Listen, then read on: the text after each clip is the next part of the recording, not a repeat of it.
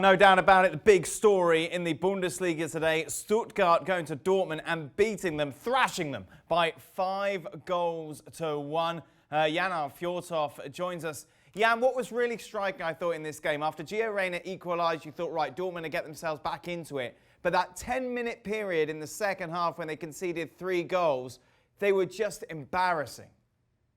Yeah, it was embarrassing, and we say they are the title challenger. And yes, Reyna did a fantastic goal. I love that goal. For me, that is art, what he did there with his left and his right foot, what he did there.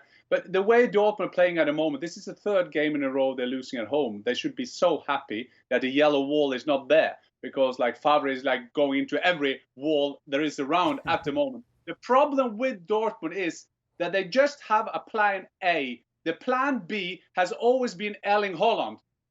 Because when Stuttgart, at the beginning of the game, the high pressing was excellent. So what have they done in the future, in the past? They just lumped the ball up over the back foot of Stuttgart, and Erling Haaland has done something with the ball. They don't have that anymore, and they explode all over the pitch. They are too slow at the back, and they're winning 5-1, and it was deserved win from Stuttgart. Respect to Stuttgart. Jan, how many lives has Lucien Favre got left?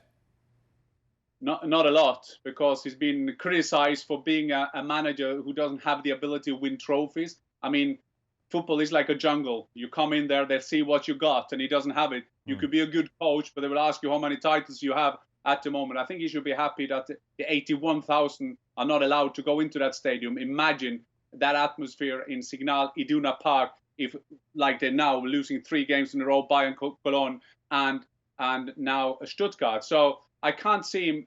I think what it can save him is there is not an available candidate. If there is someone who can take them out till the season, because this is embarrassing, and it's after today. I mean, there was a lot of players you can take, and some of the young kids as well. Young Bellingham had a terrible game. He lost the ball all the time. But you can't start criticizing the young kids. There is someone that's always steering, and it's always someone who'll be in charge and will have to immediately go then, and Favre is, of course, the easiest target. What's happened to Jadon Sancho, Jan?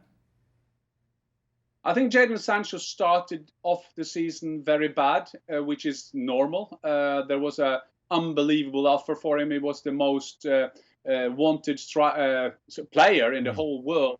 Manchester United trying to get him. The fans was getting on to him. So he started off the season bad. He doesn't look that he have any self-confidence at all. I don't think he's trying to be arrogant. I don't think there's something wrong with his attitude. I think he's just a 20-year-old who couldn't cope with that pressure. And into this season, you've seen, then it's hard to get into your old style, being in there. Maybe a team that you thought in the summer you would leave. You talked about Gio Reyna's goal, but he was in fact eclipsed by another American, Pellegrino Matarazzo, who not many would know too much about, Jan. Unbelievable, and I love his story, because he's one of those coaches around. I knew him a bit, but I have to admit I wasn't sure that he was American, because he was my mate is the head of sport in Hoffenheim, and he came from Hoffenheim, and suddenly he came to Stuttgart. Stuttgart at the moment they're working quite good. They've got Hitzelberger, who is there as the head of sport. They got Sven Mitzlat, if I say that right, the scout who's been scouting good players over the years, and they look for that kind of coach. And here we go. The Columbia University and all the rest of the university in America just have to be proud of him. Winning 5-1 at Signal Iduna Park is an unbelievable performance. And I think that we are all football mad, and we always look at the live updates around Europe on a Saturday. I mean, this is the one this weekend. Thanks so much for watching ESPN on YouTube. And for more sports highlights and analysis, be sure to download the ESPN app. And for premium content and live streaming, subscribe to ESPN Plus.